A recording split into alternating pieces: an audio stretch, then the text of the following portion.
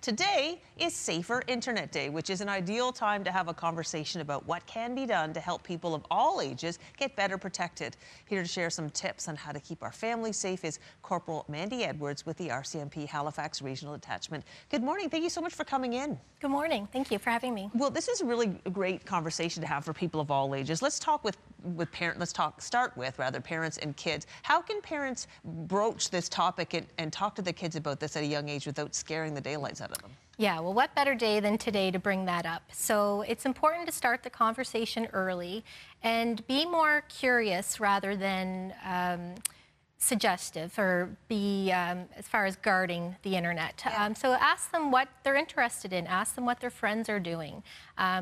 Enjoy the apps with them or the applications that they're interested in. Play the games with them. See what they're actually doing online, and then you can get a feel for it, and then you can start talking about things that they might encounter and those safety tips. That's a great point, actually. Not only you're spending time with your children, but get to see how they use the internet and understand, where problems could arise. That's a really good idea for kids that are old enough to play games. Yeah. I understand you worked for several years in the area of internet child exploitation. What are the biggest risks that kids are facing now? Well, there's so much technology. Everything is based on the internet. You can't get away from it, and it's instant gratification. So it's, we got to get back to basics. Stranger danger. Strangers are out there on the internet. Things are not what they seem for adults and kids. So just having those conversations and making sure that they're looking at age-appropriate content, that they don't engage with strangers. They should know who they're communicating with if they're playing with friends. The privacy settings should be limited, such as location. The information that they're sharing online, they have to be really cognizant of not giving out too much information.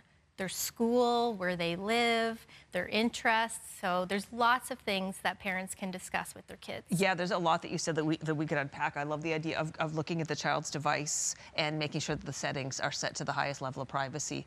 And you never know who's online. That's right. Like someone could be posing as a kid, but they're not a kid. And that's also great advice for adults too. Exactly. That you don't know who you're dealing with when you're online. Yes, you need to have your wits about you. You need to... If something feels weird and uncomfortable, it usually is. So you need to take a pause, especially with posting videos or images. Once you set that image out there or that video, it's gone. It's in the internet world, and you have no control over where it gets shared and who captures it.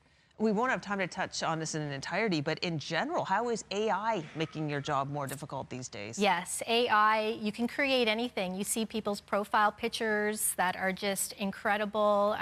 Children, you can just take an image of a child and ask the internet to put them in whatever situation. So it's making it increasingly difficult, but it is AI-generated images are still, if it's of a child, can still be considered child pornography if it's AI-generated, even if it's just an image of a child's face in that situation. So you got to be really careful about the content and what you're looking at online. Perfect. Now, you said you had some resources to share with people. Can you do that now? Yeah, so a great resource is cybertip.ca. So it's a place where parents or youth can report if something inappropriate has happened on the internet.